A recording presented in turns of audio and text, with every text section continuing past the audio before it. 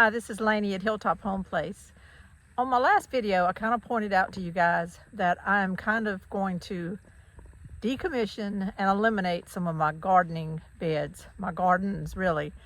I got rid of my corn patch.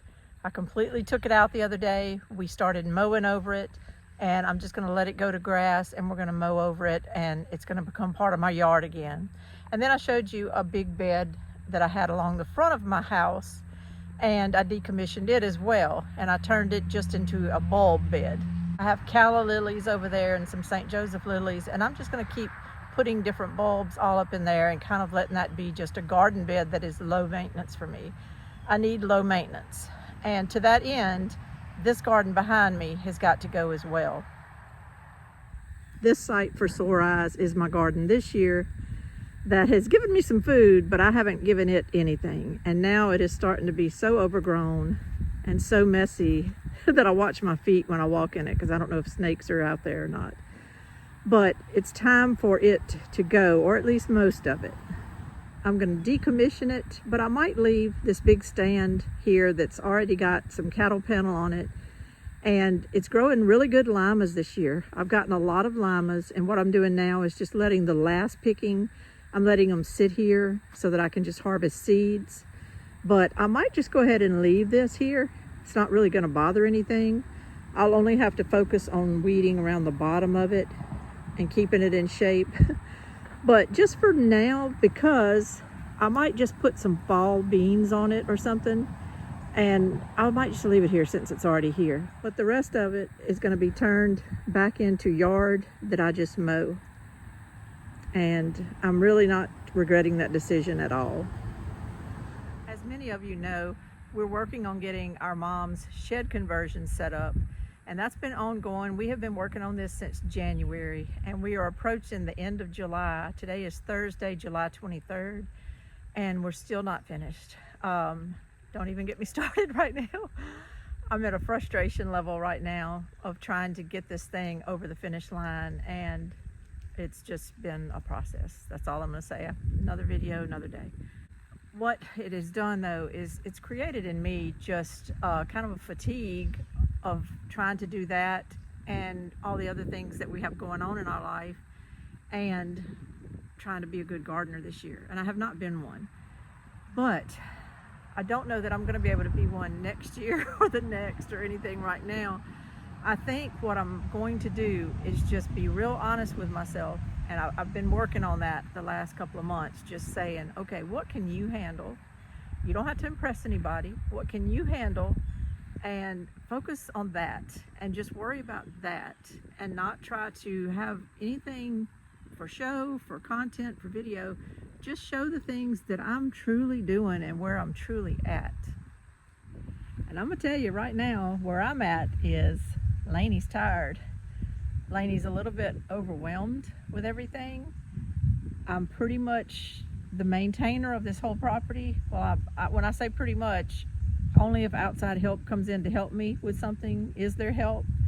And it's going to get a lot busier for me. Our mom is still self-sufficient, and as far as just, you don't have to physically take care of her or anything like that. But I'll still need to be constantly checking on her meals and such, and making sure everything's okay and that she's okay. And it's going to be a lot of going back and forth. And so I don't want to have too many things clogging up my brain. And I think one of the things that's going to have to let go is gardening on a scale that I'm kind of used to. So I made the decision to start decommissioning all of these garden areas at the exact same time that I watched a video that made me scared to decommission all these garden areas. And I'll tell you about the video in just a second. But what it's made me realize is that I can't just decommission everything and take a break for a couple of years. I can't do that. I've got to kind of keep a growing pattern around here, but it's just going to maybe have to change looks for me. It's going to have to be something different than I've really ever done before. And I've been thinking how to work this out, and it's kind of culminated in me deciding to go ahead and eliminate everything I thought I was going to eliminate. All of that is toward the front of my house, but what I'm going to try to do is put in easier to maintain things towards the back of my house. And if that goes good, I'll expand more of those towards the back of my house. I made some graphs because me just standing out here in my yard is hard for people to understand exactly how everything's laid out. And so I just decided to go ahead and make some little graphs for you. These are some pictures, and if you're looking at them just straight up on your phone, it might be kind of small. You might want to turn your phone sideways, or you might want to watch it on your TV set. I'm not going to keep them on the screen for real long. It's nothing extremely detailed, but it'll kind of give you an idea of what I'm talking about and how I'm going to kind of get rid of the front stuff and only put things in the back. But before I move forward with my graphs, let me explain what triggered me to have this vacillating thing. I want to take garden beds down, not garden as much, but I need to grow. What happened was, just by chance, I clicked the other day on YouTube on Permapastures Farms podcast. He has like a channel where he talks about their doings around their gardens and all, and he also has a podcast. I think if you click on the live button on his regular channel, it'll bring up his podcast. But anyway, he had a man on there the other night who I'd never heard of before, but his name was Steve Jarvis, and it's episode number 465 if you want to go back and check it out. But Mr. Jarvis is a 5th generation farmer from East Texas and very, very knowledgeable. I was very impressed with the video. They talk about a lot of spiritual things in there as well, but also just tons of farming. And he also is an advocate for farmers who goes to DC and tries to work with everybody. He's trying to work right now with the Trump administration, with Brooke Rollins, with Bobby Kennedy and all, on getting our farmers some help. And they did do some type of a farm bill not too long ago, not the big farm bill, I don't think, but like a farm aid type thing of $700 million. And he's like, we need like $700 billion. It was an amazing figure that he came up with, but he has the science, I guess you would say, to back it up. He's run all the numbers. And he basically says if we don't bail out our farmers from all the debt that our government pretty much has helped them get into by having to maintain the production and the equipment and the acreage and all that they've had to do all these years to have these big industrial farms, if we don't bail them out of that debt, we're going to be losing our farmers. And I think not just him, but many other people will tell you the average farmer's age is 60 and up, 65 even and up. I did a video on dairy farmers around here in my area, and they're dying out. Their average age of them was 70. And there are no young people coming in to replace them because the cost to jump into it and start is so high. It's unreal. And the same thing goes on in farming. If you have to maintain 5,000 acres, a young person can't come in as a young married man or woman and just buy 5,000 acres and jump into farming. So he's saying that we need to pay off their debt, which I'm okay with doing that. I would rather see our money go to help our farmers than I would see it being defrauded in all these other programs that are going on.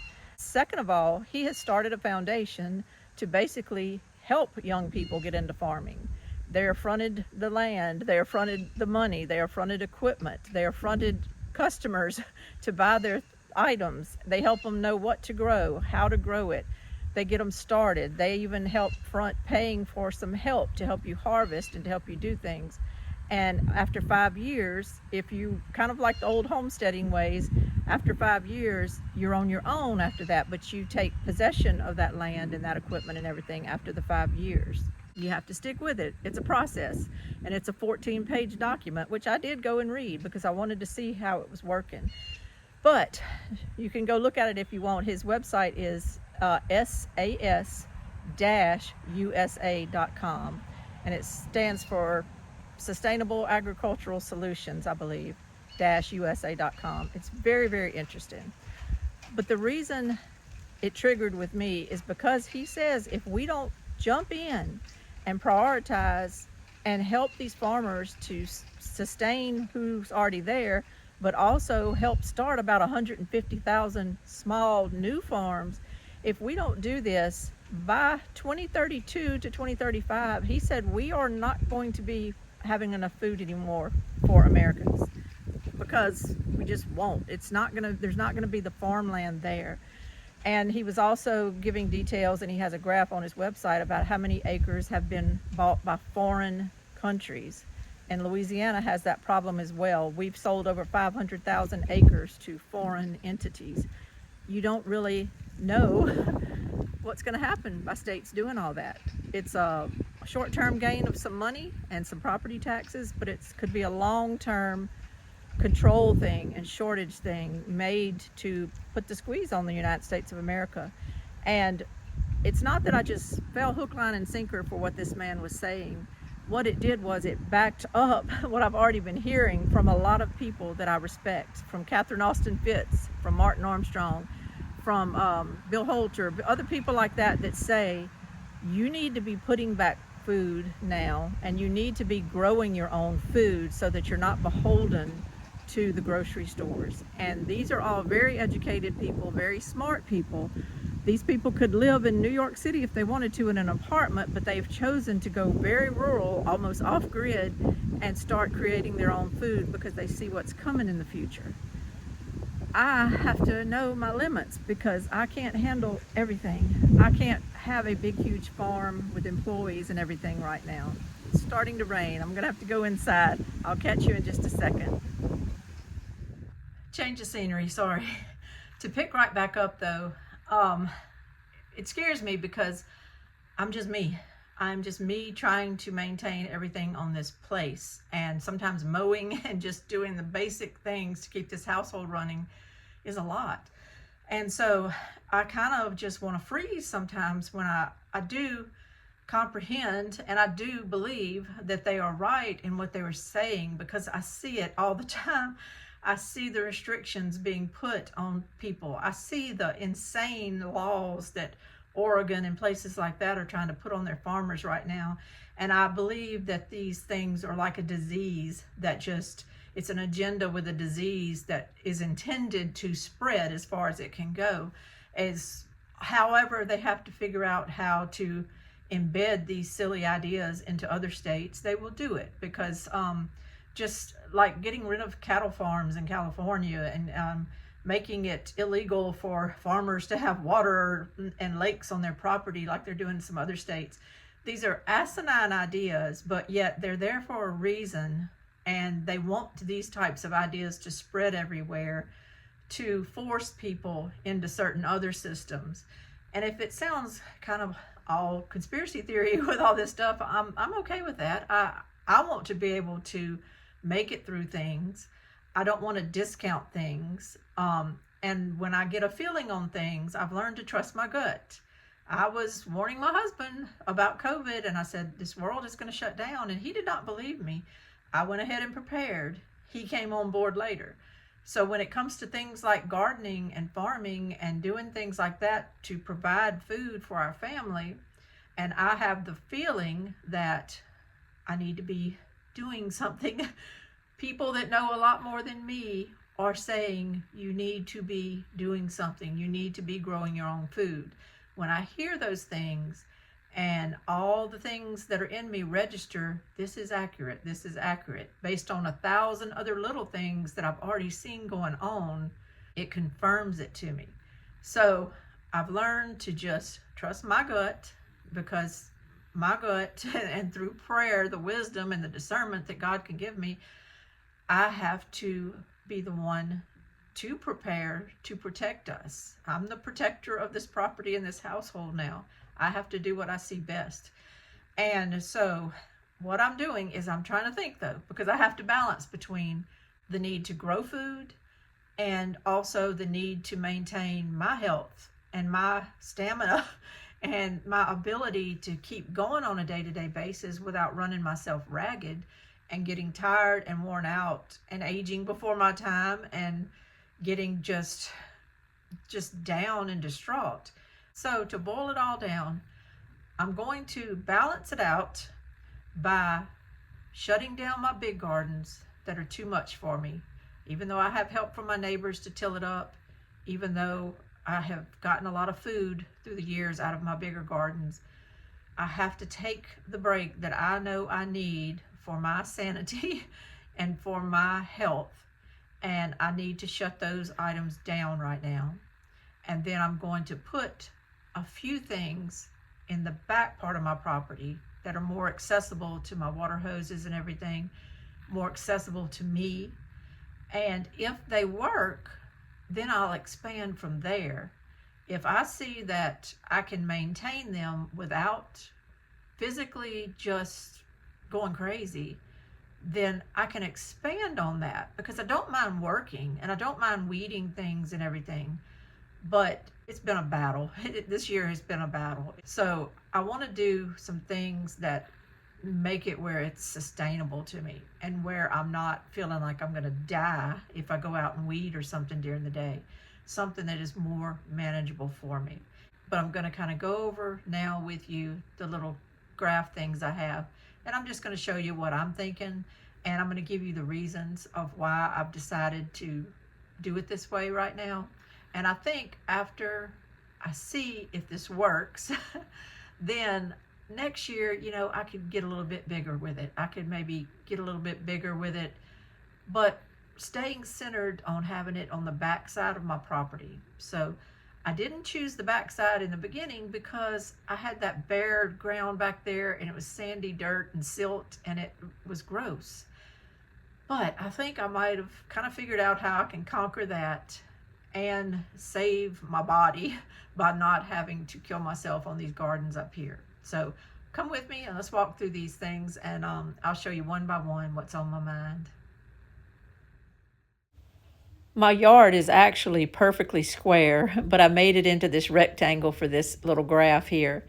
The big areas that you see on the far left at the top and at the bottom, and then that corn patch toward the bottom middle, those are all my main gardening areas. Around my house, you'll see some little green spots, and along my front ramp there is a long green spot. That's where I plant potatoes. And then towards the carport, I have a couple of little smaller green spots and a circle thing. That's my sugar kettle. And I have all of those areas that I plant in, but that's kind of what I'm paring down. After thinking about it, the back corner at the top, the green block at the top, that's my hidden garden that I just put in this year. It's the first year I've grown anything with it. It didn't do great. It didn't do great, which is why I'm getting a soil test done. I'm going to talk about it in a minute. But I am going to keep it because I put some work into it, and because it is hidden, it's not near the road. I really like the idea of having some areas to grow that are not necessarily seen by everybody that comes over and every delivery person.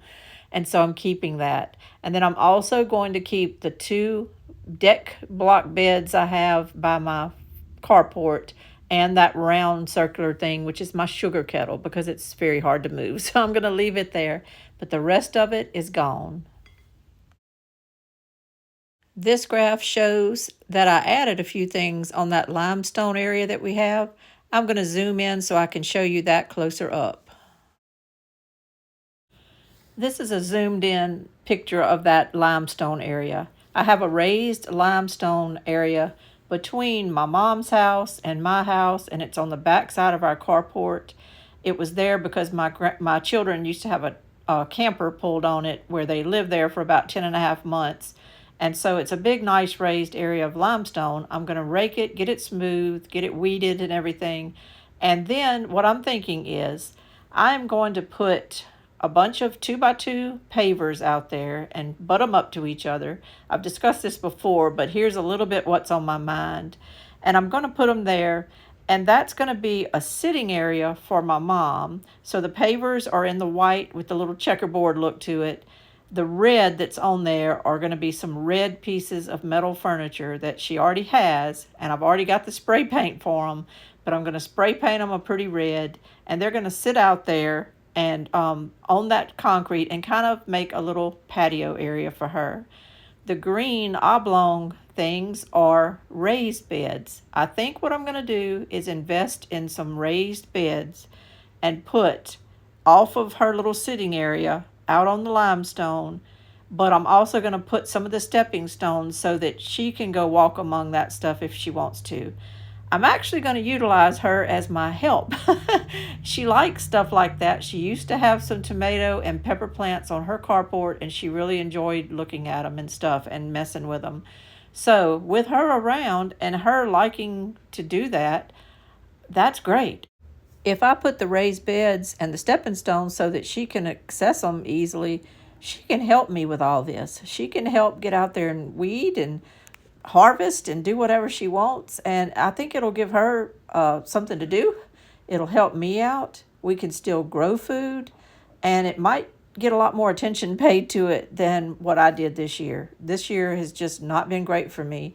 But by putting it here, not only can she help me, but it will be just feet from my water hose, which helps me because dragging a water hose across the yard gets very tiring. So if I have a water hose right here at the edge of my house, it'll be so convenient for watering. And if I hook it up, she can even go turn the nozzle on and do some watering too. So that'll help me out. We can see it. We can see it. Her going in and out of her house, me going in and out of my cars and my house. I'll always be looking at those beds and noticing things, noticing if they need watering, noticing if the weeds are growing, noticing if they need harvesting. It'll just be so much more contained for me and not way across my yard or way across my driveway where my corn patch was and all. I've enjoyed those things, but I'm just seeing that I need to change the mode of operandi right now in order to be able to continue this. Not only will these gardens be hidden from the road a little bit more, people that come over will see them obviously, but not from the road, and not very many delivery people will really see them when they drive up. But not only that, but it'll help beautify my backyard and my back sitting area, which was the subject of the video that I did called Room with a View, because when you look out of my mom's den window, this is where you're looking, and it was terribly ugly. And I feel like this might solve some of the problems that I was dealing with in that video. The green garden bed that is up and down, straight up and down to the far left, that one I'm going to put some trellis in, and that one is going to be used to kind of hide that meter pole that's on the far left. That was one of my things, is when you looked out my mom's window, you had a straight line eye shot to my ugly meter pole that runs my house with my meter box on it. But if I can put a garden bed there that has some trellising in it and grow lima beans, grow green beans, whatever, grow something on it, that'll hide that. And then towards the bottom of the garden bed, I can grow other things to the bottom too, and in those other ones. So that'll give me 5 beds that are on my plan right here. But if I ever want more, I think I'm going to put them outside of my back door of my house, on the other side of my porch, kind of towards where my clothesline is now. I could have more garden beds out there because it's full sun in the back like that. And it's just a good way to expand this, to hide that meter pole. It just takes care of so many things. To beautify that area, to give my mom somewhere she can sit and have company when they come over. She'll have her porch too if she needs to. And also for her to be able to help me with some of this stuff. I could probably handle it, but it'll give her something to do, and then that takes loads off of me, and I can concentrate more on cooking or getting things done around here. So it works out in so many ways to have this. Since I am keeping that back hidden garden in the back left corner of my property, I wanted to go ahead and do a soil test on it, because I had the worst year I've ever had in gardening this year. Could have been all my fault. I don't know, and I'll take the blame if it is, because I didn't kill myself doing a whole lot out there. But also, we had that major explosion near us just a year ago next month. Yeah, a year ago next month. That was massive. It was called Smitty's, and it sounds like a simple name, but it was actually a big operation that makes all kind of motor oils and stuff that you probably buy when you go to the store, because they ship all across America. All the products you normally see on the shelves for oil and DEF and everything, they make it there. And they exploded last year. And it sent plumes up in the air, and I just don't know. This has been such a weird year that I'm not so sure some of that wasn't involved in my soil issues. I'm just guessing. But I sent off for a soil test from Redmond. I'm not sponsored by them. I'm not doing a commercial for them. I'm just telling you where I got it. I just decided to get it from them because another YouTube channel called Seasonal Homestead had used them and did something about it in their video. and they were real impressed with it. They also used some of the products from Redmond to amend their soil, which I may or may not do. I don't know yet. I'm going to see what's wrong with the soil and just see what the deal is, and we'll see. We'll go from there. But you order this test kit. Now, it's really only for, you just do one sample. You can take 5 to 7 samples from different areas if you want, or you can take it from one little garden if you want. But I did 5 different little samples. You can dig up to 6 inches deep and put it in a bucket. Go somewhere else in your garden, put that in a bucket, do it. I did 5 different little scoops of stuff. Then you mix it all together, and you take it and you chop it up in the bowl and mix it all together. And then you take a little scoop that was in this pocket that they provide for you. I've already done the test and put it in the mail, and it's actually already gone, so I can't show you that. But there's a scoop here, and in this little opening there, they actually put a little container. It looks like a medical sample container. It's got a lid on it that fits really tight. But when you open it, it has some water in there. I don't know if it's just regular water or what, but it's some water in there, and it's got a little plastic capsule thing that's in there. You leave that alone. Whatever dirt fits in your scoop, you mix all your dirt up in a bowl. You just take all the dirt that you took the samples from, you mix it in a bowl, and then you take a scoop of it and then put it into that little sampler container that comes right here. And what fits in your scoop just perfectly fits in there with the water and their little test capsule. And then you just put the lid back on it and you do it real tight, and they provide a mailing envelope that's already labeled to go right back to them from UPS. And you just put that in there and you seal it with the tape that's already provided. Take the tape off, take the paper off the tape, and then you tape it. And I went and put it in my mailbox, put my flag up, and I saw it go out today. I saw the guy come get it. So what happens is, in about 6 to 8 days, I think it said, they will email me my results. And yes, I just found my little thing, and it does say fast results in 6 to 8 days. You go on there and you register your kit. Now, the little box I just showed you where I said it had the little sample thing that you unscrew the lid on and it's got water in it and all, that also has a barcode on it. When you go to register, you go on their website and it'll ask you, what is your sample number? And you just enter that number, and then you verify your name and address and all that stuff. And so what it is when they get that little sample thing, they'll scan it and it'll come up and show my name and address and everything and my email. And so when they test the soil, they just send me the results via email. But it's kind of pretty comprehensive, I think, and I'm just trying it. It may not have been the cheapest kit ever. It was $40, but I have put this off so long that I'm just so ready to get it done. I'm so ready to get it done. And I was going by their recommendation and some others that I saw online of Redmond. It's technically it's where you can buy the Redmond salt from, but they also have a division called Redmond Agriculture. And so the soil test kits come from Redmond Agriculture, and you go on redmondagriculture.com/soil kit and register your kit. But that's it. That's easy to do. Then you send in your sample and then you get the results. And after that, I'll be probably going to my co-op and getting lime or different things I need. Or I may try some of the Redmond products. I don't know. I'll just see. Whatever it tells me to do, though, I'm going to do. Whatever it tells me to do, because I've got to do something to get my soil in better condition and to grow some food. If I'm going to be growing in smaller areas, I at least need to be growing in good soil. So that's my goal this year, is to really work on my soil and not worry about my square footage. I'm going to wrap this up for y'all. I appreciate you hanging in there with me. I don't have the results yet because I just mailed it off today, but that's okay. I'm going to get going on other things. I will give you the results when they come back. I'll let you know what I'm going to do and how I did. I don't think it's going to come back very good. I think it's going to come back and say this soil up here is pretty darn depleted, and I'm ready for that. I just want to know. I should have done a soil test a while back and I didn't.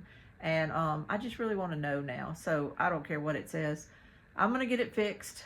I'm going to focus on that one hidden garden and I'm going to be ordering me some raised beds. May not be in a week, it may be a little while before I get all that accomplished. I've got to do a lot of work on that limestone to get it smooth and straight, do some weeding, do a little bulkhead on it to keep the limestone in place. And it's just a lot of work, It's going to get done. It's going to take time though. But this is just the step-by-step things I'm going through right now. I'm just showing you what I'm doing. This is Lainey at Hilltop Home Place. Thank y'all for joining me. I appreciate you walking this walk with me. Y'all have a great day. Bye-bye.